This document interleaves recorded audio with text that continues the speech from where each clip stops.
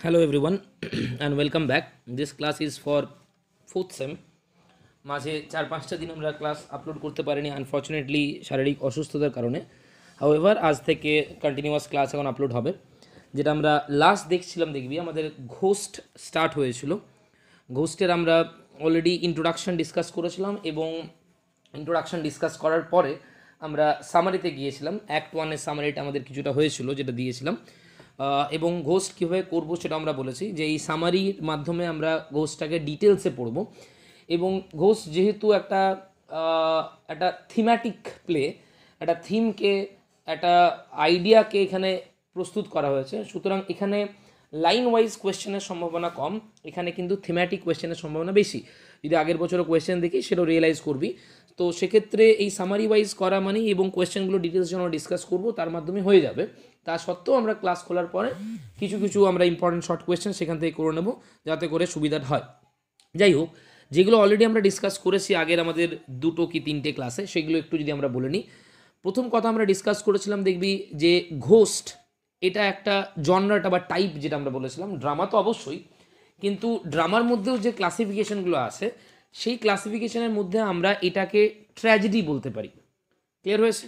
তাহলে এটা হচ্ছে 3 অ্যাক্ট একটা ট্র্যাজেডি, হেনরিক ইবসনের লেখা একটা 3 অ্যাক্ট ট্র্যাজেডি। এটা প্রথম তথ্য, একদম কোয়েশ্চেন ওয়াইজ বুঝে নিবি যে কোন কোন কোয়েশ্চেনগুলো আমাদের ইম্পর্টেন্ট। সেকেন্ড, আমরা যেটা জেনেছিলাম যে এটার যে টাইটেলটা সবচেয়ে ইম্পর্টেন্ট কোয়েশ্চেন যেটা হয় শর্ট এবং লং দুটোর ক্ষেত্রেই, এটার টাইটেলটা ঘোস্টটা কতটা সিগনিফিক্যান্ট। প্রথম কথায় আমরা আলোচনা করেছিলাম, নিশ্চয়ই মনে আছে, যে এই যে ঘোস্ট টাইটেলটা এটা কিন্তু লিটারাল সেন্সে নেই, এটা আছে সিম্বলিক সেন্সে। কারণ লিটারাল সেন্স যদি আমরা বলি বা সারফেস লেভেল মিনিং যদি বলি, আক্ষরিক অর্থে কিন্তু এখানে কোনো ঘোস্টের উপস্থিতি আমরা গোটা নাটক জুড়ে একটা বারের জন্য পাবো না, যেটা আমরা অন্য নাটকগুলোতে শেক্সপিরিয়ান যে ট্র্যাজেডি যেমন ম্যাকবেথ, হ্যামলেট এগুলোতে পেয়েছি আমরা, সেই রকম কিন্তু আমরা কোনো ঘোস্টের উপস্থিতি কিন্তু গোটা নাটক জুড়ে পাবো না। So the very first thing which we should have a clear idea about সেটা হচ্ছে this title has no literal significance. গোটা টাইটেলটা সিগনিফিকেন্স হচ্ছে সিম্বলিক। এখানে ঘোস্ট বলতে পাস্টকে বলা হয়েছে। পাস্ট ঘোস্টের দুটো সেন্স হয়। এক, ঘোস্ট তারাই হয় যারা মৃত, যার কোনো অস্তিত্ব নেই শারীরিক, যে শারীরিকভাবে মৃত, মৃত্যুর পরেই সেই মানুষের ঘোস্টের আবির্ভাব হয়, এটা প্রথম অ্যাঙ্গেল ঘোস্টের। আর দ্বিতীয় হচ্ছে ঘোস্ট হন্ট করে, ঘোস্ট আতঙ্কের বিষয়, ঘোস্ট একটা ভয়ঙ্কর একটা বিষয় যেটা মানুষের কাছে একটা ভয়, একটা আতঙ্কের বিষয়। তাহলে এই দুটো পয়েন্টকে যদি আমরা ভাবি সেই দিক থেকে দেখতে গেলে এখানে ঘোস্ট বলতে অতীতকে বলা হয়েছে। ক্যাপ্টেন অ্যালভিং, যে এই নাটকে যে অ্যালভিং পরিবারের কথা বলা হচ্ছে, সেই অ্যালভিং পরিবারের হেড, যে নাটক শুরু হওয়ার বহু আগেই যিনি মারা গেছেন, আনফর্চুনেটলি মারা যাওয়ার পরেও তার যে ঘটনাগুলো বা তার ঘটানো ঘটনাগুলো এই ক্যারেক্টারে যারা প্রেজেন্ট আছে সারা জীবন ধরে তাদেরকে কিন্তু তাড়া করে বেড়াচ্ছে। তাহলে আমরা ঘোস্টের যদি দুটো অ্যাঙ্গেল ভাবি, এক হচ্ছে something that is related to the past, দ্বিতীয় হচ্ছে আতঙ্কের বিষয়, ভয়ের বিষয়, ভয়ের কেন্দ্রবিন্দু, সেদিক থেকে দেখতে গেলে কিন্তু এই নাটকে ক্যাপ্টেন অ্যালভিং অনুপস্থিত থেকেও তার ঘোস্ট কিন্তু তাড়া করে বেড়াচ্ছে বাকি যতগুলো ইম্পর্টেন্ট ক্যারেক্টার আছে, সেটা ওসওয়াল্ড অ্যালভিং বলি, মিসেস অ্যালভিং বলি, রেজিনা ইংস্ট্র্যান্ড বলি, প্রত্যেককে, প্যাস্টার ম্যান্ডাস বলি, প্রত্যেককে কিন্তু তাড়া করে বেড়াচ্ছে ক্যাপ্টেন ওসওয়াল্ডের ঘোস্ট। শারীরিকভাবে সেই ঘোস্টের কোনো এক্সিস্টেন্স নেই, কিন্তু সেই ক্যাপ্টেন অ্যালভিংয়ের যে অস্তিত্ব, সেই অস্তিত্ব কিন্তু একটা আতঙ্কের বিষয়বস্তু হয়ে আছে সবার কাছে। এই টাইটেলটা আমরা ডিটেলসে ডিসকাস করেছিলাম এবং পিডিএফ আকারে দেওয়া আছে। যদি কোনো ডাউট থেকে থাকে আমার আগের ক্লাসটা শুনবি, আশা করি ডাউটটা ক্লিয়ার হবে। কোন কোন পয়েন্টগুলো অলরেডি আমরা দেখে নিয়েছি বা কোন কোন শর্ট কোয়েশ্চেন্সগুলো অলরেডি আমাদের ডিসকাস হয়ে গেছে সেটা একটা কুইকলি আমরা রিক্যাপিচুলেট করছি। তাহলে জনরাটা দেখেছি, অ্যাজ ওয়েল অ্যাজ টাইটেল দেখলাম, তার সঙ্গে আমরা দেখেছি ক্যারেক্টার্সগুলো খুব ইম্পর্টেন্ট। কিন্তু 3 অ্যাক্ট ট্র্যাজেডি হওয়া সত্ত্বেও ক্যারেক্টারের সংখ্যা কিন্তু অত্যন্ত কম। ভালো করে বলতে গেলে দুটো পরিবার আর প্যাস্টার ম্যান্ডাস, অ্যালভিং ফ্যামিলি, ইংস্ট্যাং ফ্যামিলি এবং তার সঙ্গে হচ্ছে প্যাস্টার ম্যান্ডাস। অ্যালভিং ফ্যামিলির মধ্যে ক্যাপ্টেন অ্যালভিং, তার সন্তান ওসওয়াল্ড অ্যালভিং এবং ক্যাপ্টেন অ্যালভিংয়ের স্ত্রী মিসেস অ্যালভিং, এই 3 ক্যারেক্টার। ইংস্ট্যাং ফ্যামিলির মধ্যে রেজিনা ইংস্ট্র্যান্ড, তার বাবা, তাকে দেখেছি আমরা জেকব এংস্ট্র্যান্ড, এবং তার মায়ের নামও আমরা দেখেছি জোয়ানা এংস্ট্র্যান্ড। আর একজন ক্যারেক্টার হচ্ছে প্যাস্টার ম্যান্ডাস। এগুলো আমরা ডিটেলসে দেখেছি ক্যারেক্টার্সগুলো, সামারিটাও আমরা ডিসকাস করেছি, এবং তার সঙ্গে সেটিংটা আমরা দেখেছি যে কোথায় গল্পটা সেট। নরওয়েতে একটা ওয়েলদি যে ফ্যামিলি, অ্যালভিং ফ্যামিলি, সেই অ্যালভিং ফ্যামিলির গৃহস্থালির একটা ঘটনা। তার সঙ্গে ইম্পর্টেন্ট কোয়েশ্চেন দেখিয়েছি আমরা, লেখা কখন হয় নাটকটা, 1881, কখন এটা প্রথম মঞ্চস্থ হয় সেটাও আমরা দেখেছি, অ্যাজ ওয়েল অ্যাজ এই নাটকের থিম কী কী, ইনসেস্ট, ইউথ্যানেসিয়া, রিলিজিয়ান, ডিজিজ, এগুলো আমরা দেখেছি। আশা করবো এইগুলো মাথায় থাকবে। এবং তার সঙ্গে আমরা অ্যাক্ট 1-এর সামারিটাও দেখেছিলাম। অ্যাক্ট 1-এর সামারির মধ্যে যে কোয়েশ্চেনগুলো অলরেডি আমরা ডিসকাস করে নিয়েছি, সেইগুলো হচ্ছে তোমার জেকব এংস্ট্র্যান্ড কেন এসেছিল অ্যালভিংদের বাড়িতে, কার সঙ্গে দেখা করতে এসেছিল, এবং দেখা করতে আসার পেছনে উদ্দেশ্য কী ছিল। নিশ্চয়ই মনে আছে, Jacob Engstrand came to the household of the Alving family not to meet Oswald Alving or Mrs Alving. Oswald Alving বা অ্যালভিংয়ের সঙ্গে, মিসেস অ্যালভিংয়ের সঙ্গে দেখা করার জন্য কিন্তু অ্যালভিং হাউস হোল্ডে আসেনি। সে অ্যাকচুয়ালি এসেছিল রেজিনা এংস্ট্র্যান্ডের সঙ্গে দেখা করতে। Regina Engstrand as a maid servant Alving পরিবারে কর্মরত, নিজের মেয়ের সঙ্গে দেখা করতে এসেছিল। কেন এসেছিল সেটাও দেখেছিলাম। কারণ জেকব এংস্ট্র্যান্ড একটা অরফেনেজ বানাচ্ছিলেন মিসেস অ্যালভিং। কেন বানাচ্ছিলেন, কার জন্য বানাচ্ছিলেন, নাম কী ছিল, সেগুলো অলরেডি আমরা দেখে নিয়েছি। ওগুলো আবার নতুন করে ডিসকাস করে টাইম নষ্ট করতে চাইছি না। যার ডাউট থাকবে আগের ক্লাসগুলোকে দেখে নিবি একবার। তো সেই রেজিনা এংস্ট্র্যান্ডের সঙ্গে দেখা করতে আসার কারণ হচ্ছে জেকব এংস্ট্র্যান্ড কার্পেন্টারের কাজ করার পরে কিছু পয়সা তিনি মজুত করেছেন, এবং সেই পয়সা দিয়ে তিনি একটা সিম্যান্স হাউস, আন্ডারলাইন করিয়েছিলাম নিশ্চয়ই মনে আছে, সিম্যান্স হোম, অর্থাৎ সমুদ্রে যারা যাত্রা করে, যারা ম্যারিনার্স, যারা নাবিক, তাদের একটা রেস্ট হাউসের মতন খুলতে চাইছিলেন। এবং সেই রেস্ট হাউস অ্যাকচুয়ালি একটা বকলমে একটা ব্রথেল, একটা প্রস্টিটিউটদের একটা শেল্টার, সেটা বানাতে চাইছিলেন। এবং সেইখানে তিনি তার নিজের মেয়েকে, রেজিনা এংস্ট্র্যান্ডকে অ্যাজ এ প্রস্টিটিউট ইউজ করতে চাইছিলেন, এবং সেই উদ্দেশ্যেই মেয়ের সঙ্গে দেখা করতে আসা। তাহলে এখানে দেখ, দুটো শর্ট কোয়েশ্চেন অলরেডি দেখলাম আমরা।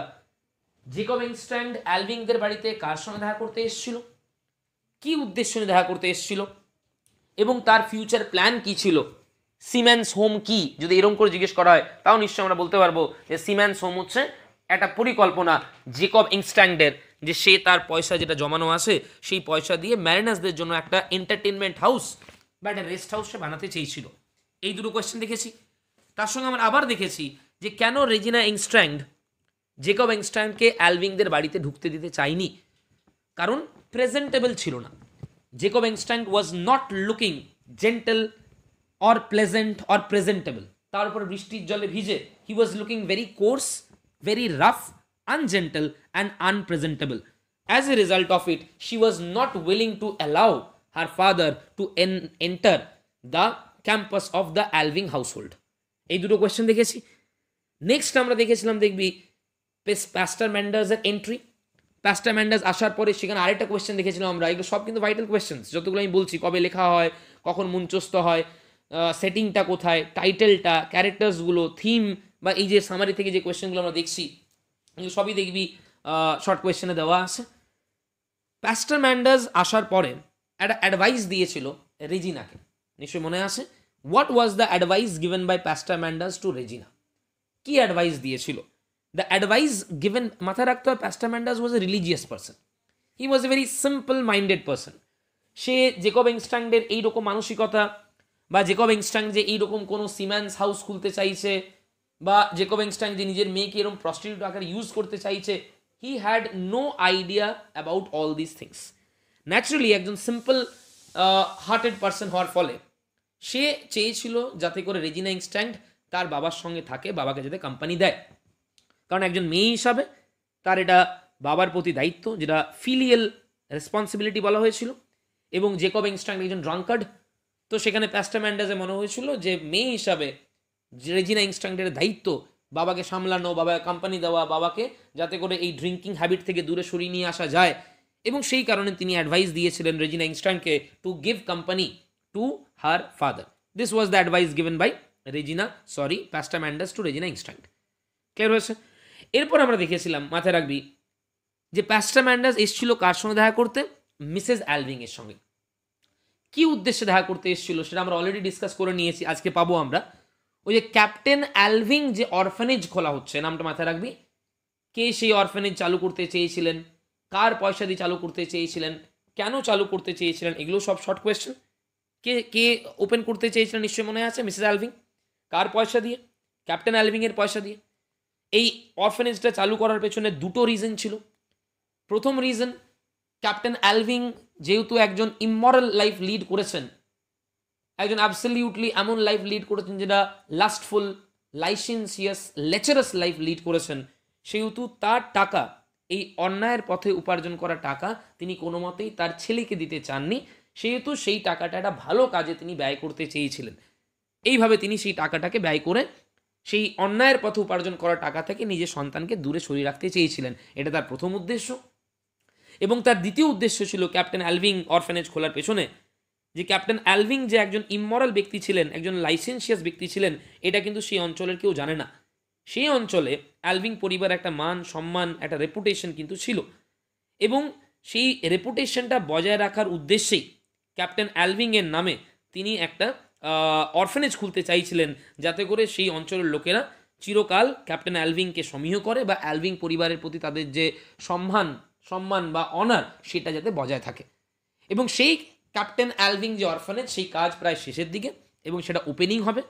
সেই কারণে প্যাস্টার ম্যান্ডাস দেখা করতে এসছেন তোমার মিসেস অ্যালভিংয়ের সঙ্গে। ক্লিয়ার হয়েছে? এবং কেমন লোক ছিল ক্যাপ্টেন অ্যালভিং নিশ্চয়ই মনে আছে।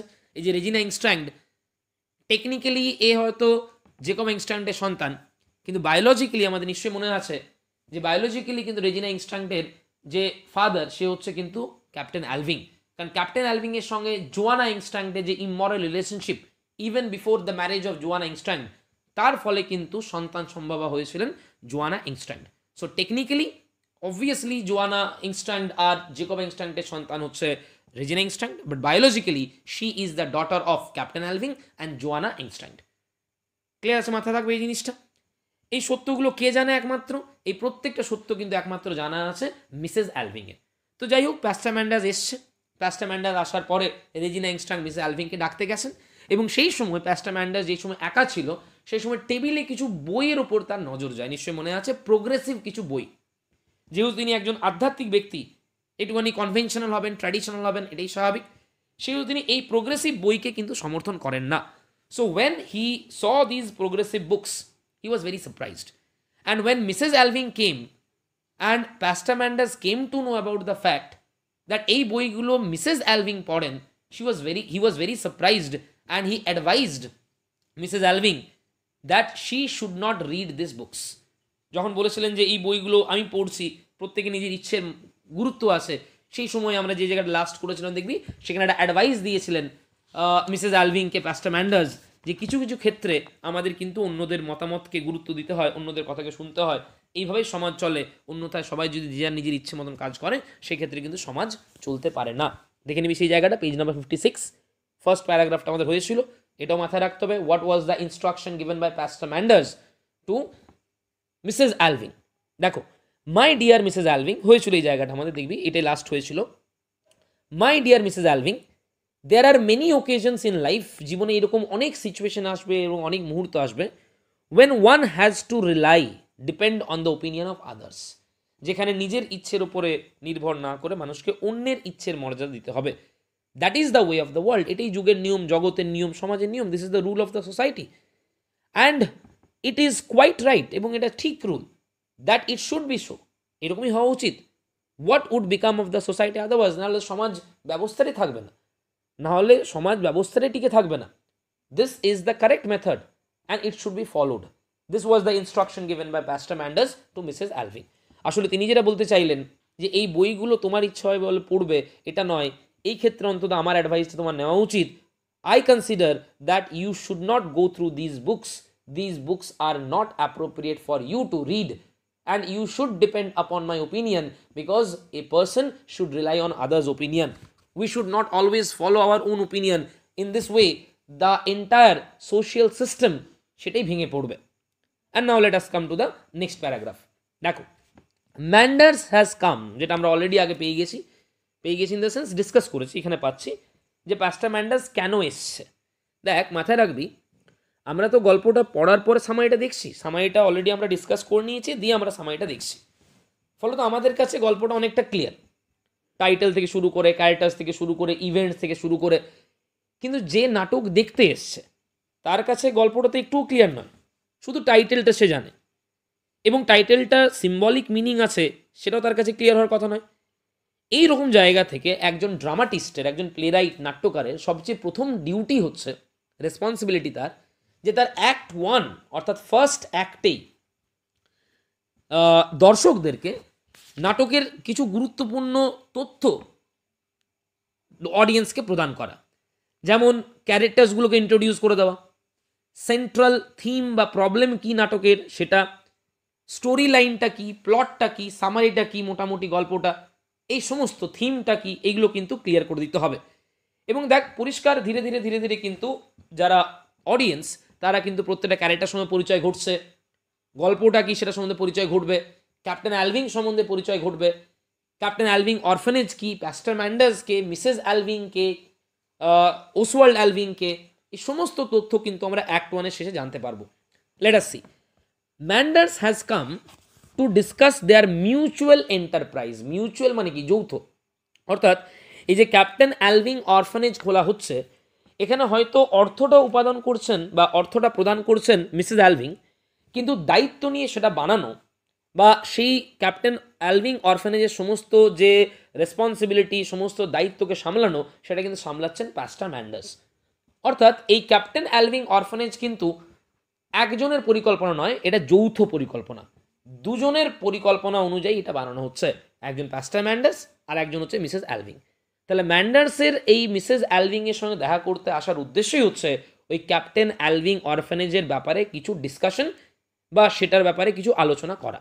আর নাই করে নামটা অলরেডি আমরা নামটা বলেছি, ফার্স্ট টাইম আমরা পাচ্ছি, the captain Alving orphanage, built by Mrs Alving in honour of her late husband. লক্ষ্য দেখো, আমরা অলরেডি বুঝতে পারছি যে হাজব্যান্ড অফ মিসেস অ্যালভিং তিনি আর জীবিত নেই, দ্যাট ইজ ক্যাপ্টেন অ্যালভিং। তার স্মৃতি রক্ষার্থে, তার সম্মান, তাকে সম্মান প্রদান করার জন্য এই অরফানেজটা বানানো হচ্ছে। এটা আক্ষরিক অর্থে, কিন্তু আসল উদ্দেশ্য দুটো বানানোর কেন বুঝতে পারছি নিশ্চয়ই। একটা হচ্ছে তার এই অন্যায়ের পথে উপার্জন করা টাকা তার সন্তান ইউজ করুক, এটা চাননি। এবং দ্বিতীয় কথা, অ্যালভিংদের যে একটা সামাজিক সম্মান আছে, সেটা ক্যাপ্টেন অ্যালভিং এর আসল চরিত্র যদি বাইরে বেরিয়ে আসে সেটা নষ্ট হবে, এবং সেটা চাইনি মিসেস অ্যালভিং। এবং সেই কারণে কিন্তু এই অরফানেজ বানানোর সিদ্ধান্ত, যাতে করে এই অরফানেজের মাধ্যমে অ্যালভিং পরিবারের যে সম্মান সেটা অক্ষুণ্ণ থাকে। Although she has left all the details to Manders. সমস্ত যে ডিটেলসগুলো, ডিটেলস ইন দ্য সেন্স দায়িত্ব, এখানে ডিটেলস মানে রেসপন্সিবিলিটি, অর্থ প্রদান করা বাদ দিয়ে বাকি যে যে রেসপন্সিবিলিটিস বা দায়িত্বগুলো আছে এই ক্যাপ্টেন অ্যালভিং অরফানেজ সম্বন্ধে, সমস্ত দায়িত্ব কাকে প্রদান করা হয়েছে? প্যাস্টার ম্যান্ডার্সকে। Although she has left all the details to Manders, he wishes to ask whether they should insure the building. অর্থাৎ যদিও দায়িত্ব পুরোপুরি দেওয়া আছে ম্যান্ডার্সকে, কিন্তু তবু প্যাস্টার ম্যান্ডার্স জিজ্ঞেস করতে এসছেন যে এই বিল্ডিংটার ইন্স্যুরেন্স কাভারেজ নেওয়া উচিত না উচিত নয়। যাদের ইন্স্যুরেন্স কাভারেজ সম্বন্ধে আইডিয়া নেই, বলে রাখি, ইন ওয়েস্টার্ন কান্ট্রিজ, আমাদের দেশে ইন্স্যুরেন্স বলতে আমরা শুধু গাড়ির ইন্স্যুরেন্স বুঝি, বা কিছুটা হলো হেলথ ইন্স্যুরেন্স বা লাইফ ইন্স্যুরেন্স বুঝি। কিন্তু ওয়েস্টার্ন কান্ট্রিজে কী হয়, সমস্ত কিছু ইন্স্যুরেন্স হয়, ইভেন ট্রাভেল ইন্স্যুরেন্স হয়। কিছুজন ঘুরতে যায়, যদি কোনো দামি জিনিসপত্র নিয়ে যাচ্ছে বা সেই জিনিসপত্র চুরি হয়ে গেল, বা তার স্বাস্থ্যের কোনো অবনতি হলো, কোনো অ্যাক্সিডেন্ট হলো, কোনো মিসহ্যাপ হলো, সেই সমস্ত ক্ষেত্রে যাতে ইন্স্যুরেন্স কোম্পানি তাদেরকে পেমেন্ট করে, এই জন্য কিন্তু ইন্স্যুরেন্স পলিসি নেওয়া হয়। কোনো দামি বড় বিল্ডিং, হসপিটাল, মনুমেন্ট, বোঝা গেছে, কোনো ধরো বড় কোনো কনস্ট্রাকশন, সব কিছুর ইন্স্যুরেন্স করা হয়, যাতে করে সেটা কোনো দুর্ঘটনাবশত যদি আগুন লেগে যায়, ভূমিকম্প হয়, নষ্ট হয়ে যায়, বা অন্য কিছু ঘটনা ঘটে, যাতে সেটার ক্ষতিপূরণ পাওয়া যায়। এই হচ্ছে ইন্স্যুরেন্স কাভারেজ। তো সেই বিল্ডিংটা, ক্যাপ্টেন অ্যালভিং অরফানেজটাকে ইন্স্যুরেন্স করানো উচিত না উচিত নয়, এই নিয়ে ডিসকাশন করতে এসছেন প্যাস্টার ম্যান্ডার্স।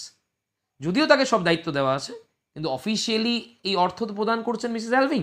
So as a result of it, pastor Manders thought that it is important to discuss this matter along with Mrs Alving.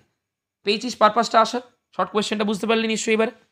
দেখো, although she has left all the details to Manders, he wishes to ask whether they should insure the building. To her prompt, সঙ্গে সঙ্গে যখন জিজ্ঞেস করা হয়েছে, prompt মানে কি? সঙ্গে সঙ্গে সাথে সাথে ইমিডিয়েটলি প্রম্পটলি অ্যান্সার দিয়েছেন মিসেস অ্যালভিং, অফকোর্স অবশ্যই করানো উচিত। হি রেজেস অবজেকশন। অবজেকশনটা কার বুঝতে পারছিস? প্যাস্টার ম্যান্ডার্সের। আবার শর্ট কোয়েশ্চেন, প্যাস্টার ম্যান্ডার্স কী কারণে অবজেক্ট করছিলেন? কেন তিনি চাইছিলেন না যে বিল্ডিংটাকে ইন্স্যুরেন্স করানো হোক? মাথায় রাখতে হবে, প্যাস্টার ম্যান্ডার্স একজন আধ্যাত্মিক ব্যক্তি, একজন রিলিজিয়াস পার্সন। ওই অঞ্চলের, যেমন প্রত্যেকটা অঞ্চলের, হিন্দু অঞ্চল হলে পুরোহিত থাকেন, খ্রিস্টান অঞ্চল হলে ফাদার, পাদ্রি যাকে বলি আমরা, মুসলিম অঞ্চল হলে মোল্লা সাহেব থাকেন। এক্স্যাক্টলি সেই অঞ্চলের যদি আধ্যাত্মিক দায়িত্ব কার উপরে ছিল সেটা হচ্ছে প্যাস্টার ম্যান্ডার্স। এবং রিলিজিয়াস পার্সন যারা হন তারা একটু কনভেনশনাল হন, একটু ট্র্যাডিশনাল হন, এবং তাদের মনে হয় যে ভালো কাজ যদি কিছু করা হয়, মন্দির নির্মাণ করা হয়, যদি মসজিদ গির্জায় যদি নির্মাণ করা হয়, বা মানুষের ভালো হবে এমন কোনো অনাথ আশ্রম বা বৃদ্ধাশ্রম এইসব যদি নির্মাণ করা হয়, এইগুলো হচ্ছে মানুষ পুণ্য কাজ করছে, ভালো কাজ করছে, সেহেতু সেইগুলোর উপরে ঈশ্বরের কোনো অভিশাপ নেমে আসবে না, সেইগুলোকে ইন্স্যুরেন্স করানোর কোনো প্রয়োজন নেই। এবং সেগুলো ইন্স্যুরেন্স করানো মানে কোথাও না কোথাও আমরা ঈশ্বরের উপরে যে আস্থাটা সেটা যেন হারিয়ে ফেলেছি, ভরসা যেন নেই আমাদের, যে ভালো কাজ করছি তা সত্ত্বেও ঈশ্বর এটাকে কোনো বিপদের সম্মুখীন করতে পারেন, কোনো রকম অ্যাক্সিডেন্ট হতে পারে, এইরকম আশঙ্কায় আমরা ভুগছি।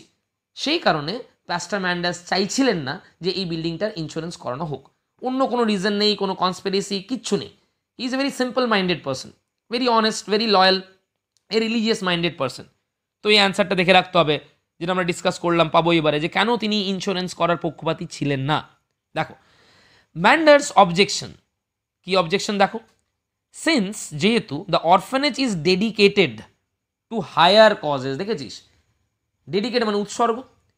এবার হায়ার কজেস মানে কি, আমি যদি একটা নিজের বিলাসিতার জন্য একটা বাংলো বানাই সেটা স্বার্থপরতা, আমার নিজের টাকার জন্য যদি অনাথ আশ্রম বানাই, বৃদ্ধাশ্রম বানাই, লোকেদের জন্য হসপিটাল বানাই, স্কুল বানাই, তার মানে কি সেখানে আমি নিজের স্বার্থের কথা না ভেবে সেলফলেসলি আমি অন্যের উপকারের কথা ভাবছি।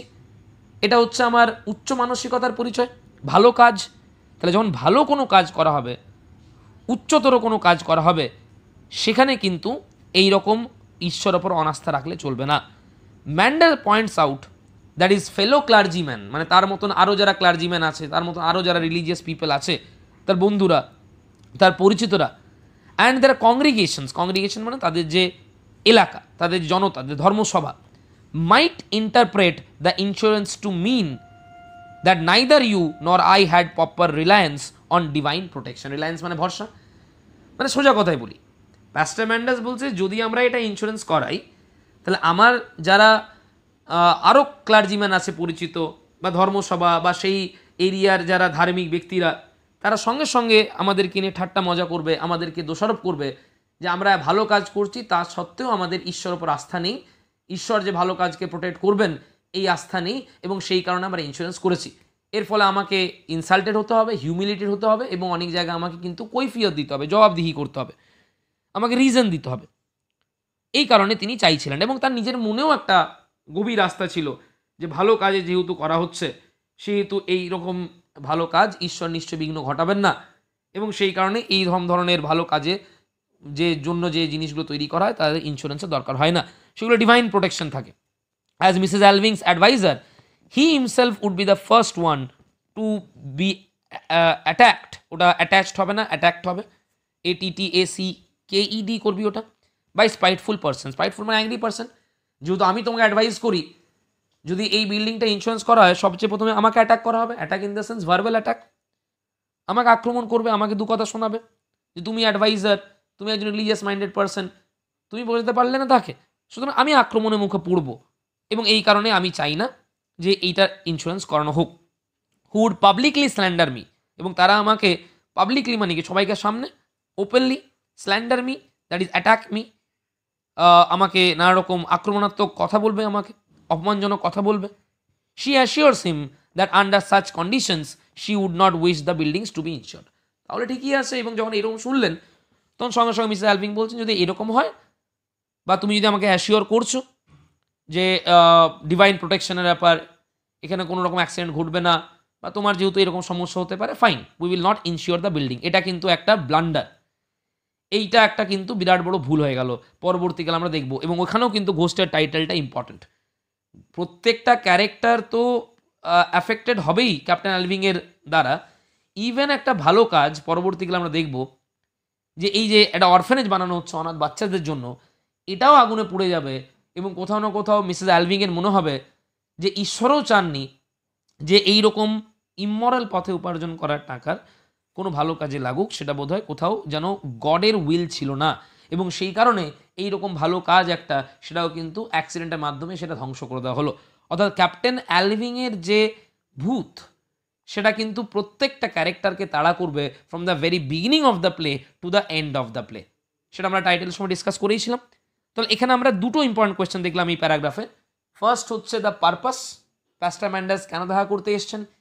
ক্যাপ্টেন অ্যালভিং অরফানেজ নামটা পেলাম, সেই অরফানেজের কোন ব্যাপার নিয়ে ডিসকাস করতে এসছেন, এবং ইন্স্যুরেন্সের ব্যাপারটাতে প্যাস্টার ম্যান্ডাসের আপত্তি কেন ছিল। আশা করবো ক্লিয়ার হচ্ছে এই পার্টটা। Now come to the next paragraph.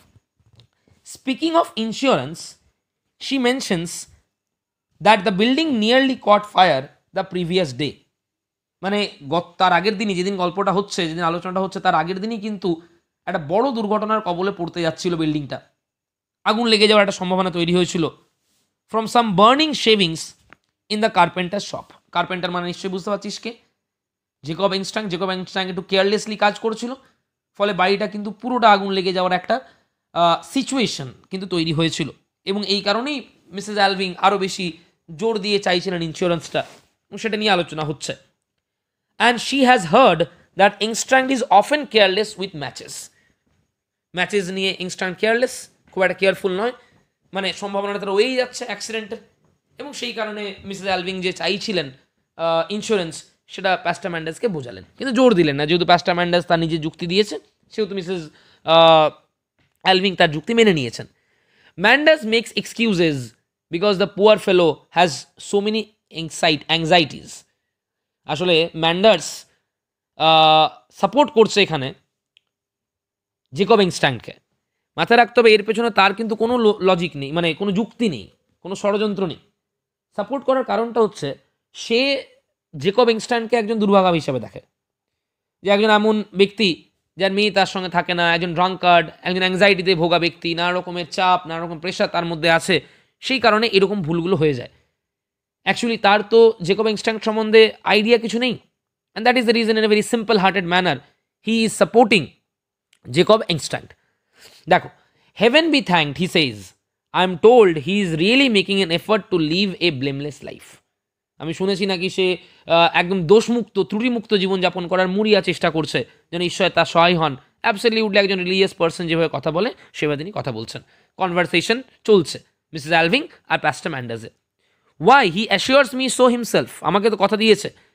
ম্যান্ডাস thinks it would be best for Engstrand if Regina return to live with him. এবং এটা যেটা চাইছিল ম্যান্ডাস, যে রেজিনা তার বাবার সঙ্গে থাকুক, এই কথাটা বা তার এই ইচ্ছেটা কিন্তু সে মিসেস অ্যালভিংকেও জানালো, যে রেজিনার উচিত এই সময়ে, এই রকম মুহূর্তে, এই বয়সে তার বাবাকে কোম্পানি দেওয়া। এবং যে অ্যাডভাইসটা দিয়েছিল রেজিনাকে প্যাস্টার ম্যান্ডাস, ঠিক সেটাই মিসেস অ্যালভিংকেও সে জানাচ্ছে। বাট মিসেস অ্যালভিংস ফার্ম নো, একদম ফার্ম, দৃঢ়ভাবে সে বলছে না। ডেফিনেটিভ মানে কি, এমনভাবে সে বললো যেখানে আর কোনো রকম কোনো তর্ক বিতর্ক, কোনো রকম বোঝানো কোনো জায়গা নেই, যেখানে firmly in a very resolute manner, in a very definitive manner সে জানালো না, তোমার আগের যে প্রপোজালটা, তোমার আগের যে ইচ্ছেটা ইন্স্যুরেন্স না করানোর, সেটা আমি অবশ্যই মানলাম, বাট তোমার এই রিকোয়েস্টটা আমি রাখবো না। Oswald appears on the scene now. বাস কথাবার্তা চলছিল। দেখ, যে লাস্ট ক্যারেক্টার আমাদের অলরেডি রেজিনা এংস্ট্রাংয়ের সঙ্গে পরিচয় হয়েছে, প্যাস্টার ম্যান্ডাস, মিসেস অ্যালভিং, ক্যাপ্টেন অ্যালভিং, তার সঙ্গে হচ্ছে তোমার জেকব এংস্ট্রাং, প্রত্যেকটা ক্যারেক্টার সঙ্গে পরিচয় হয়েছে। প্রত্যেকটা ক্যারেক্টার ফিজিক্যালি আমরা কিন্তু স্টেজে দেখেছি, ক্যাপ্টেন অ্যালভিং তো অবশ্যই দেখবো না। লাস্ট ক্যারেক্টার ছিল ওসওয়াল্ড অ্যালভিং, এবং ফার্স্ট অ্যাক্টে কিন্তু ওসওয়াল্ড অ্যালভিংকেও অডিয়েন্স সামনে প্রেজেন্ট করা হচ্ছে। যখন মা আর প্যাস্টার ম্যান্ডাসের এই ইন্স্যুরেন্স নিয়ে আলোচনা চলছিল, ক্যাপ্টেন অ্যালভিংস অরফানেজ নিয়ে ডিসকাশন চলছিল, সেই সময় ওসওয়াল্ড অ্যালভিং সেই জায়গায় এসে উপস্থিত হচ্ছে। Oswald appears on the scene now. He appears to have so much likeness to his dead father that Manders is startled. প্যাস্টার ম্যান্ডাস তো আর ওসওয়াল্ড অ্যালভিংকে দেখেনি, সেই ছোটবেলায় দেখেছে, কারণ মাথায় আছে নিশ্চয়ই, আগেই আমরা ডিসকাস করেছি, ওসওয়াল্ড অ্যালভিংকে তার মা কিন্তু বোর্ডিং স্কুলে, হোস্টেলে পাঠিয়ে দিয়েছিলেন, এবং যতদিন না বাবা মারা গেছেন তাকে কিন্তু একবারও কিন্তু এই নরওয়েতে অ্যালভিং হাউস হোল্ডে নিয়ে আসেননি, কারণ তিনি মরিয়া ছিলেন যাতে করে তার এই ইমমরাল বাবার কোনো রকম যাতে প্রভাব ছেলের উপর না পড়ে সেই কারণে তিনি তার ছেলেকে আনেননি। এটাও কিন্তু প্যাস্টার ম্যান্ডাস ভুল বুঝবে। প্যাস্টার ম্যান্ডাস বলবে মা হিসেবে তুমি তোমার দায়িত্ব করোনি, তুমি তোমার ছেলেকে দূরে সরিয়ে রেখেছিলে, কারণ সে তো আর জানে না যে আসল রিজনটা কি।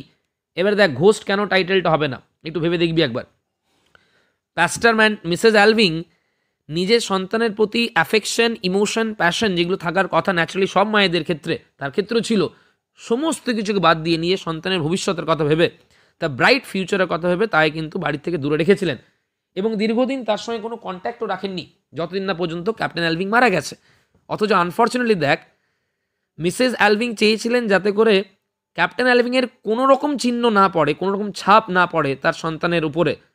আনফর্চুনেটলি সবচেয়ে যেটা ডেডলি, সবচেয়ে যেটা সাংঘাতিক, যেটা সিফিলিস যেটা ছিল ক্যাপ্টেন অ্যালভিংয়ের, সেই রোগটা কিন্তু তার সন্তানেরও হবে। এবার বুঝতে পারছিস ঘোস্ট কেন হয়েছে টাইটেলটা। অর্থাৎ ক্যাপ্টেন অ্যালভিংকে যত ভুলে যাওয়ার চেষ্টা করবে মিসেস অ্যালভিং, প্রত্যেকটা মুহূর্ত, প্রত্যেকটা ঘটনা, প্রত্যেকটা ইভেন্ট তাকে যেন মনে করিয়ে দেবে বারবার করে সেই ক্যাপ্টেন অ্যালভিংয়ের কথা। অর্থাৎ প্রেজেন্ট না থেকেও, অ্যাবসেন্ট থেকেও গোটা নাটকে সবচেয়ে প্রমিনেন্টলি যে প্রেজেন্ট আছে সেটা কিন্তু ক্যাপ্টেন অ্যালভিং। দেখো বাবার সাথে এত মিল ছিল যে প্যাস্টার ম্যান্ডাস দেখে চমকে গেছে। Mrs Alving quickly insist that her son takes after her. এই দেখ এইখানটা দেখবি, এটা কিন্তু মায়ের পাগলামো নয়। যেই প্যাস্টার ম্যান্ডাস বলেছে যে বাবার মতন এত অ্যাফিনিটি আছে, এত ক্লোজনেস আছে বাবার চেহারার সঙ্গে, যে আমি চমকে গিয়েছিলাম একটা মুহূর্ত। আমার মনে হলো হঠাৎ করে যে ক্যাপ্টেন অ্যালভিং ফিরে এসছেন। সঙ্গে সঙ্গে মা কিন্তু ডেসপারেটলি মরিয়া হয় বলছে, না আমার ছেলে বাবার মতন দেখতে নয়, তার আমার মতন দেখতে। এটা কারণটা বোঝার চেষ্টা করবি। কারণ ক্যাপ্টেন অ্যালভিং এমন বড় একটা ট্র্যাজেডি, ক্যাপ্টেন অ্যালভিং এমন বড় একটা একটা মানে কি বলবো, একটা নেগেটিভ একটা প্রেজেন্স আছে মিসেস অ্যালভিংয়ের লাইফে, যে কেউ তার সন্তানের তুলনা তার বাবার সঙ্গে করছে ফিজিক্যাল অ্যাপিয়ারেন্সের দিক থেকেও, সেটাও যেন তিনি চান না। কোনো ছাপ যাতে সন্তানের ওপর না পড়ে তার বাবার, সেজন্য মরিয়া হয় বলছেন যে না আমার ছেলে আমার মতন দেখতে। আনফর্চুনেটলি সবচেয়ে বড় ছাপটাই পড়বে, তার ফিজিক্যাল ডিজিজটা ট্রান্সমিটেড হবে ক্যাপ্টেন অ্যালভিং থেকে ওসওয়াল্ড অ্যালভিংয়ে। দেখো Oswald shocks the প্যাস্টার by depicting the fidelity and beauty of the family life among the common law marriages, যেগুলো অলিখিত ম্যারেজেসগুলো হয় ওয়েস্টার্ন কান্ট্রিজে, যেগুলো এমন ম্যারেজেস যেগুলো হয়তো সোসাইটি অ্যাকসেপ্ট করে না, রিলিজিয়াস পার্সনরা অ্যাকসেপ্ট করে না, সেই কথা নিয়ে আলোচনা হচ্ছিল। এবং সেটা শুনে কিন্তু প্যাস্টার ম্যান্ডাস চমকে গেছে। মানে প্যারিসে যে ধরনের ম্যারেজগুলো হয়, কমন ল ম্যারেজেসগুলো, সেই কথাগুলো শুনে প্যাস্টার ম্যান্ডাস চমকে গেছে। অবভিয়াসলি সে ডিসঅ্যাপ্রুভ করবে। Disapproving of artist in the first place. প্রথম কথা, প্যাস্টার ম্যান্ডাস আর্টিস্টকেই মানে না, কারণ জেনারেলি অতিরিক্ত যারা একদম খুব রিজিড রিলিজিয়াস পার্সনস হয় তাদের ক্ষেত্রে এই আর্ট ওয়ার্ক, ফিল্ম বা এই সমস্ত কিছু তাদের কাছে কিন্তু অ্যাকসেপ্টেবল হয় না। তাহলে প্রথম কথা, আর্টিস্টকেই পছন্দ করে না, আর্টিস্টকেই অ্যাপ্রুভ করে না। তার ওপর আবার ভেবে দেখবি এই রকম যে ম্যারেজ যেগুলো স্বীকৃত নয় প্যাস্টার ম্যান্ডাসের কাছে, সেইরকম ম্যারেজে যখন কথা বলছে প্যারিসে, অবভিয়াসলি প্যাস্টার ম্যান্ডাস কিন্তু একটা নেগেটিভ ইমপ্রেশন তৈরি হচ্ছে ওসওয়াল্ড অ্যালভিংয়ের প্রতি। The pastor sputters, that is expresses his hatred, তার ঘৃণা, এই ধরনের কথাবার্তা, এই ধরনের ম্যারেজের প্রতি তার যে সমর্থন নেই কোনো, সে যে ঘৃণা করে সেটা সঙ্গে সঙ্গে সে জানাচ্ছে। ওয়ার ওপেন ইমমরালিটি ইজ র্যাম্পেন্ট, মানে যেখানে বাধাহীনভাবে ইমমরাল কাজকর্ম চলে সেরকম ঘটনাকে সে স্পাটার করছে, সে তার হেট্রেড প্রকাশ করছে। He cannot understand how the authorities, যারা কর্তৃপক্ষ আছে, উড টলারেট সাচ থিংস। কী করে সমাজ ব্যবস্থা, কী করে কর্তৃপক্ষেরও মেনে নিচ্ছে সেটা ভেবে সে অবাক। অ্যান্ড ইজ ইভেন মোর ডিসমেড, আরও বেশি হতবাক হচ্ছে, when Mrs. Alving later declares that Oswald was right in every single word he said. সবচেয়ে বেশি হতবাক হচ্ছেন যখন মিসেস অ্যালভিং ওসওয়াল্ড অ্যালভিংকে সাপোর্ট করছেন। Pastor Manders was absolutely shocked. In her loneliness, she continues, she has come to the same conclusion as her son that the married men of good social standing are capable, and I could be Mrs Alving বলছেন, আমি যখন একা থাকতাম বারবার যখন আমি ভাবতাম, আমার একটা জিনিস হয়েছে মনে, আমি একটা কনক্লুশনে এসেছি যে married man of good social standing, মানে যারা সামাজিক একটা সম্মানজনক জায়গায় আছে, নৈতিকভাবে নয়, যারা সামাজিকভাবে সম্মানজনক জায়গায় আছে, সেই রকম বিবাহিত পুরুষেরা are capable of greatest acts of immorality, তারাই কিন্তু সবচেয়ে বড় বড় ইমমরাল কাজগুলো করে। অ্যাকচুয়ালি দেখ, প্যাস্টার ম্যান্ডেসের দিক থেকে প্যাস্টার ম্যান্ডেসও ঠিক, এই জায়গাটা একটু ডিটেলসে বুঝিয়ে দিই। আবার মিসেস অ্যালভিংয়ের দিক থেকে তিনিও ঠিক। প্যাস্টার ম্যান্ডেস যেটা বলছে যে এইরকম ধরনের ইমমরাল যে ম্যারেজ, এগুলো অথরিটিস মেনে নেয় কীভাবে, সমাজ মেনে নেয় কীভাবে, এগুলো অ্যাবসলিউটলি আনঅ্যাকসেপ্টেবল, সেই নিয়ে আলোচনা হচ্ছিল। এবং সবচেয়ে বেশি চমকে গিয়েছে যখন প্যাস্টার ম্যান্ডেস দেখলো যে ওসওয়াল্ড অ্যালভিংয়ের কথা সমর্থন করছে Mrs Alving, he was absolutely shocked. তখন কিন্তু in a very philosopher like manner Mrs Alving বলছে, যখন আমি একা একা থাকতাম, কন্টেমপ্লেট করতাম, গভীর চিন্তন করতাম, তখন আমার মনে হয়েছে যে যাদেরকে তুমি বলছো এই যে সোশ্যাল স্ট্যান্ডিং, সমাজে যারা গুরুত্বপূর্ণ জায়গায় আছে, সমাজে যারা সম্মানজনক জায়গায় আছে, সেই রকম ম্যারিড মেনরা অ্যাকচুয়ালি সবচেয়ে বড় ইমমরাল কাজগুলো করে। অ্যাকচুয়ালি কার কথা ভেবে বলছে বুঝতে পারছিস? ক্যাপ্টেন অ্যালভিংয়ের কথা ভেবে। ক্যাপ্টেন অ্যালভিংয়ের সঙ্গে তার বিয়ে তো অ্যাবসলিউটলি একটা moral marriage. Captain Alving social একটা সম্মানজনক পরিবার থেকে বিলং করেন, অথচ he led a very immoral life. তার এই ব্যক্তিগত জীবনের এই ট্র্যাজেডিটা তাকে কিন্তু এইরকম ধারণায় উপনীত করেছে। দেখো, খুব একটা ইম্পর্টেন্ট জায়গা নয়, নেক্সট প্যারাগ্রাফে চলে এসো। Manders says that it is his duty to speak now. এবারে কিন্তু আমার কথা বলা উচিত, but not just as a friend. এবারে কিন্তু আমি বন্ধু হিসেবে কথা বলবো না। তোমাদের এই এরিয়ার যেহেতু আমি একজন ক্লার্জিম্যান, একজন প্রিস্ট, সেহেতু তোমাদেরকে এবারে বন্ধু হিসাবে নয়, একজন ক্লার্জিম্যান হিসাবে, একজন প্রিস্ট হিসাবে তোমাদের কিছু অ্যাডভাইস দেওয়া আমার উচিত এই জায়গায়। He was very rigid, conventional, traditional, যেমন পুরোহিতরা হয়। আর দ্বিতীয় কথা হচ্ছে, সবচেয়ে বড় কথা হচ্ছে তিনি জানেন না আসল সত্যটা ক্যাপ্টেন অ্যালভিং সম্বন্ধে। দেখো কি বলবে, দেখবি। It is your priest that stands before you.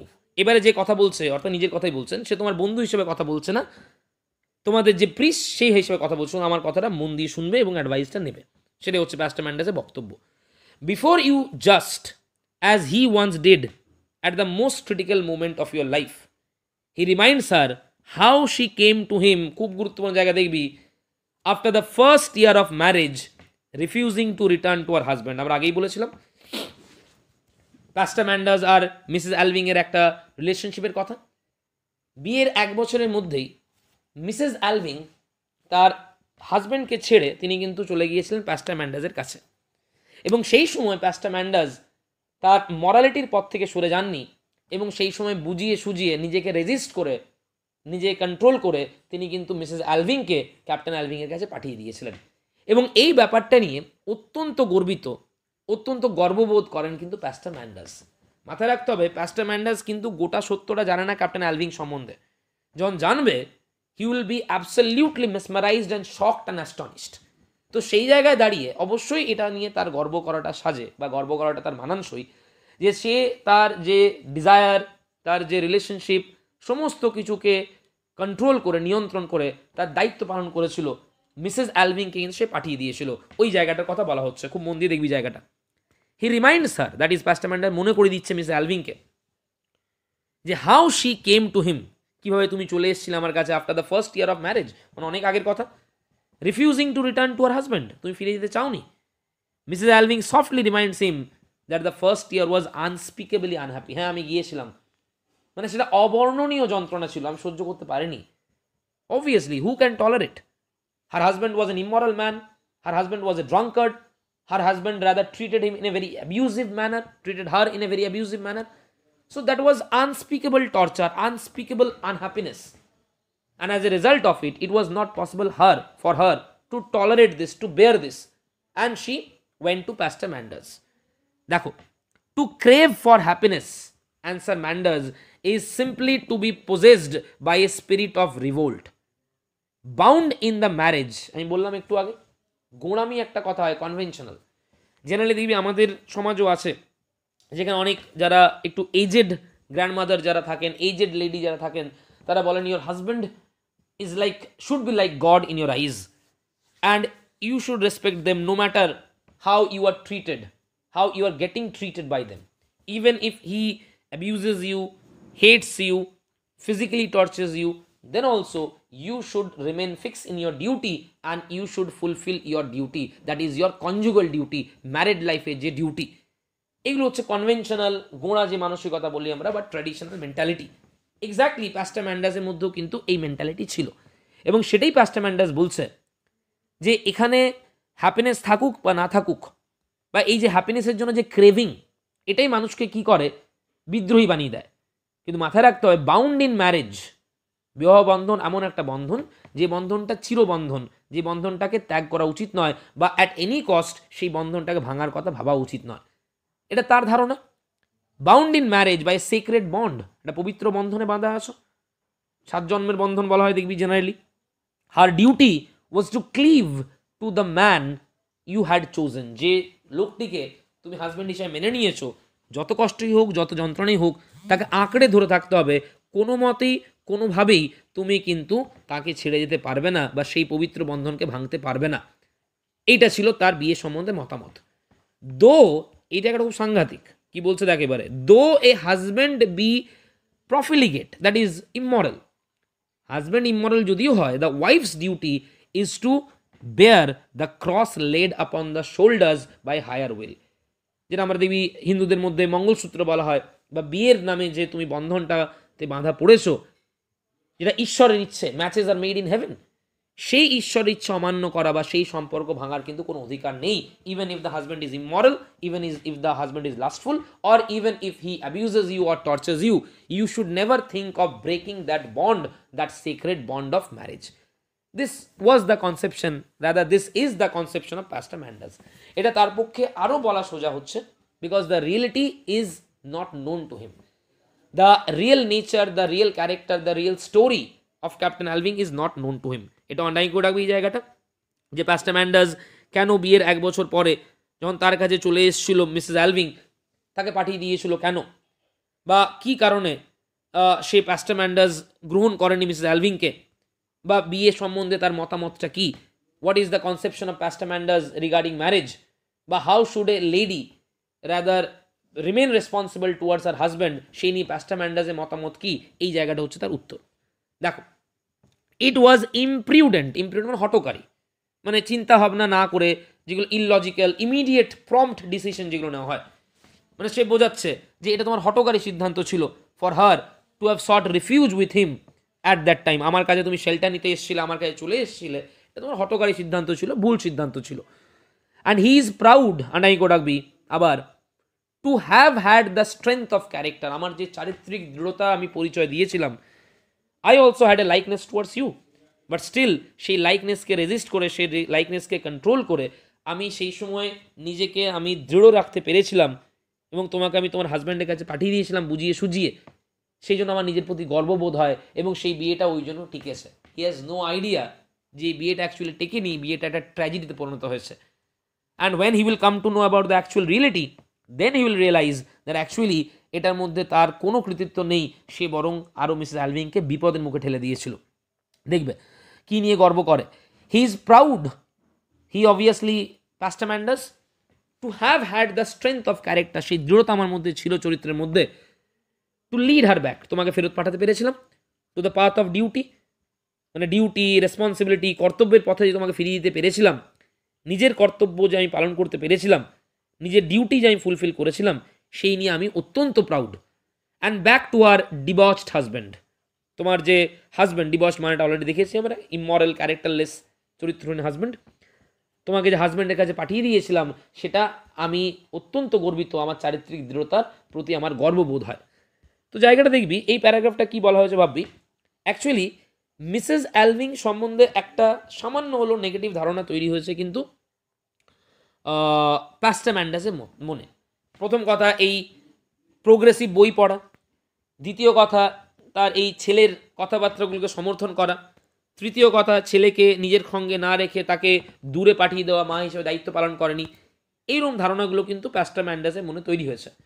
এবং সেই কারণে প্যাস্টার ম্যান্ডাস অ্যাডভাইস দিচ্ছে যে তুমি এর আগেও ভুল সিদ্ধান্ত নিয়েছিলে, তখন কিন্তু আমি তোমাকে সংশোধন করেছিলাম, আমি তোমাকে তোমার ডিউটির কথা স্মরণ করে দিয়েছিলাম, এবং সেই নিয়ে আমি নিজের প্রতি গর্বিত। মানে এই কথাটা বোঝানোর জন্যই যে আমি তোমাকে সঠিক পথে চালনা করি, তুমি মাঝে মধ্যে ভুল সিদ্ধান্ত নাও, সেই কথাটা বোঝানোর জন্যই এই এতদিন আগেকার কথা একটা রেফারেন্স দেওয়া হলো। আর এটা অডিয়েন্সকেও জানানো হলো, রিডার্সদেরকেও একটা তথ্য দেওয়া হলো। দেখো, Manders tells Mrs Alving that having defaulted in her wifely duty, তুমি একজন ওয়াইফ হিসাবে তো ডিফল্টার ইন দ্য সেন্স যে নিজের ডিউটি ফুলফিল করতে পারে না, যে নিজের রেসপন্সিবিলিটি পূর্ণ করতে পারে না, খুব বড় একটা দায় কিন্তু চাপাবে। আমি বললাম একটু আগে, প্যাস্টার ম্যান্ডাসের কিন্তু মিসেস অ্যালভিংয়ের প্রতি একটা মানে নেগেটিভ কনসেপশন তৈরি হয়েছে, এবং তারও কোনো দোষ নেই, যেহেতু পুরো সত্যটা তার জানা নেই।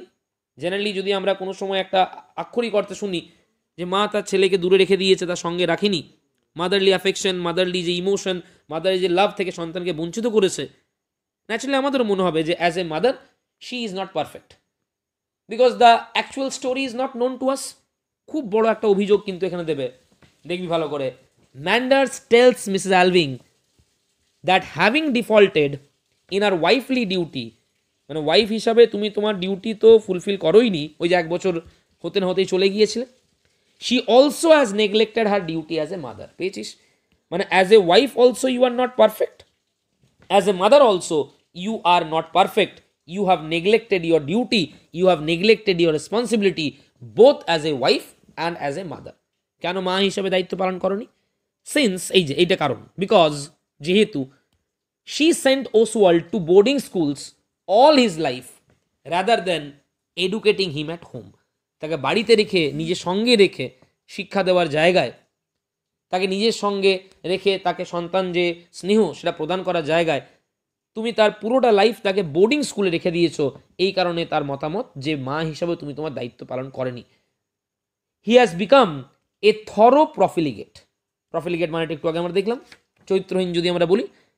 যেমন তোমার সন্তানকে তুমি বাইরে রেখেছিলে, সেই কারণে তোমার সন্তানের মধ্যে কিন্তু ইমরালিটি ব্যাপারটা চলে এসছে এবং এটার জন্য তুমি দায়ী। You are responsible for this. For verily, আন্ডাই করাবি লাইনটা, Mrs Alving you are a guilt laden mother. তুমি একজন অপরাধী মা। মাথায় রাখবি, টেক্সচুয়াল লাইন, ইম্পর্টেন্ট লাইন, এই লাইনটা ধরে কোয়েশ্চেন পড়তে পারে বা থিমেটিক কোয়েশ্চেনও পড়তে পারে। শুনে নেবি এই জায়গা থেকে কী কী কোয়েশ্চেন হতে পারে। লাইনটা যদি পড়ে জিজ্ঞেস করবো অবশ্যই যে কার এই কনসেপশন, কার প্রতি এবং কেন। অবভিয়াসলি প্যাস্টার ম্যান্ডার্সের এই কনসেপশন মিসেস অ্যালভিংয়ের প্রতি, কারণ সে যেহেতু পুরো সত্যটা জানে না ক্যাপ্টেন অ্যালভিং সম্বন্ধে, সেও তার মনে হয়েছে যে মা হিসেবে তার সন্তানের প্রতি দায়িত্ব ছিল সন্তানকে নিজের সঙ্গে রাখা, তাকে নিজে এডুকেট করা, তাকে অ্যাফেকশন, ইমোশন, প্যাশন দিয়ে তাকে বড় করা। কিন্তু তার পরিবর্তে যেহেতু মিসেস অ্যালভিং তাকে বোর্ডিং স্কুলে পাঠিয়ে দিয়েছেন, নিজের থেকে দূরে পাঠিয়ে দিয়েছেন, তিনি তার ডিউটিকে নেগলেক্ট করেছেন, ডিউটিকে এড়িয়ে চলেছেন এবং এই কারণেই তার প্রতি তার এইরকম মন্তব্য। তুমি একজন মা হিসেবে অন্যায় করেছো, অপরাধ করেছো। আবার যদি থিমেটিক কোয়েশ্চেন পড়ে তাহলে what was pastor Manders conception regarding Mrs Alving as a wife and as a mother. দুদিক থেকেই মিসেস অ্যালভিংয়ের প্রতি তার কিন্তু কোনো শ্রদ্ধা নেই, কারণ প্যাস্টার ম্যান্ডার্সের মতে as a wife also you fail to fulfil your responsibility and as a mother also you avoided your duty, you neglected your duty. Wife হিসাবে no matter how much immoral your husband is, you should never ever rather neglect this pure bond, this pious bond, সেটাই তুমি করেছিলে। 1 বছরের মাথায় তুমি চলে এসেছিলে, and as a mother you have not fulfilled your duty. মাথায় রাখবো এই সমস্ত কথাগুলো কিন্তু একটাই কারণে, because the entire truth is not known to him. When he will come to know about the entire truth, then he will realize how tough a life Mrs. Alving is leading throughout her life. কত জটিল একটা জীবন তিনি যাপন করছেন সারা জীবন ধরে, সেটা কিন্তু তখন তিনি রিয়েলাইজ করবেন। যাই হোক, এই অবধি আমরা দেখবো এবং কালকের ক্লাসে আমরা অ্যাক্ট 1টা কমপ্লিট করে নেবো। আমি আগেই বলেছি দেখবি অ্যাক্ট 1টা এখানে সামারি আকারে থাকলেও কিন্তু এটা শর্ট সামারি নয়, এটা শর্ট সিনপসিস নয়, কিন্তু এটা যথেষ্ট ডিটেলড সামারি। টেক্সটটা আমি পিডিএফ দেবো, দেখলেই বুঝতে পারবি যে এটা কিন্তু যথেষ্ট ডিটেলড সামারি। যখন আজকে কী কী কোয়েশ্চেন দেখলাম দেখবি, প্যাস্টার ম্যান্ডাসের আসার উদ্দেশ্য কী ছিল, ইন্স্যুরেন্স না করার পেছনে তার লজিকগুলো কী ছিল, অরফানেজটার নাম কি, তারপর আমরা দেখেছি, লক্ষ্য করে দেখবি যে বাবার মতন দেখতে যখনই বললো তখনই কেন ডেসপারেটলি মা বলছে না সন্তান আমার মতন দেখতে, এই রিজনটা কি, এই ডেসপারেশনের এই পাগলামোর কারণটা কি, মিসেস অ্যালভিংকে ওয়াইফ হিসেবে অযোগ্য, মা হিসেবে অযোগ্য বা এই গিল্টি লেডেন মাদার, এটা বলার কারণ কি, বোঝা গেছে জায়গাটা। এবং তার সঙ্গে হচ্ছে ওই লাইনটা ছিল দেখবি যেখানে আমরা পেলাম যে মিসেস অ্যালভিংয়ের যে কনসেপশনটা ম্যারিড লাইফ নিয়ে, যে married men of good social standing are capable of greatest acts of immorality. তার নিজের হাজব্যান্ডকে দেখার পরে তার এই অনুভূতিটা তৈরি হয়েছে। এবং আরও একটা কোয়েশ্চেন পেলাম প্যাস্টার ম্যান্ডাসের বিয়ে সম্বন্ধে কি মতামত ছিল, বা what was the conception of pastor Manders regarding marriage. That is conventional conception, very rather সেই ট্র্যাডিশনাল কনসেপশন যেগুলো আমরা বলি। তো মাথায় রাখবি যতগুলো কোয়েশ্চেন আমরা ডিসকাস করলাম একদম ইন্ট্রোডাকশন থেকে শুরু করে, টাইটেল থেকে শুরু করে, লেখা কবে হয়েছে থেকে শুরু করে, স্টেজ কবে হয়েছে, ক্যারেক্টার্সগুলো, থিমটা কি, জনরাটা কি, বোঝা গেছে, সেখান থেকে তোমার অরফানেজটার নাম, কে বানাচ্ছেন, কেন জেকব ইনস্টিংক্ট এসেছিল, জেকব ইনস্টিংক্টের এন্টারপ্রাইজ কি, রেজিনা ইনস্ট্যান্টকে কি প্রপোজাল দিয়েছিল জেকব, রেজিনায় কি অ্যাডভাইস দিল তোমার প্যাস্টাম্যান্ডাস আসার উদ্দেশ্য কী ছিল, ইন্স্যুরেন্স ব্যাপারটা, ম্যারেজ নিয়ে তার কনসেপশন, মিসেস অ্যালভিংয়ের ম্যারেজ নিয়ে কনসেপশনটা কি, বা গিল্ট লেডেন মাদার, সবচেয়ে ইম্পর্টেন্ট জায়গা কিন্তু এইটা। হোপফুলি এই জায়গাটা অবধি ক্লিয়ার হয়েছে। অ্যান্ড কালকে আমরা অ্যাক্ট 1টা কমপ্লিট করবো এবং অ্যাক্ট 1 থেকে যে ইম্পর্টেন্ট লাইন্সগুলো আছে কালকের ক্লাসে আমরা সেগুলো একটু দেখবো এবং টেক্সটটা আমি পিডিএফে দিয়ে দেবো অবশ্যই।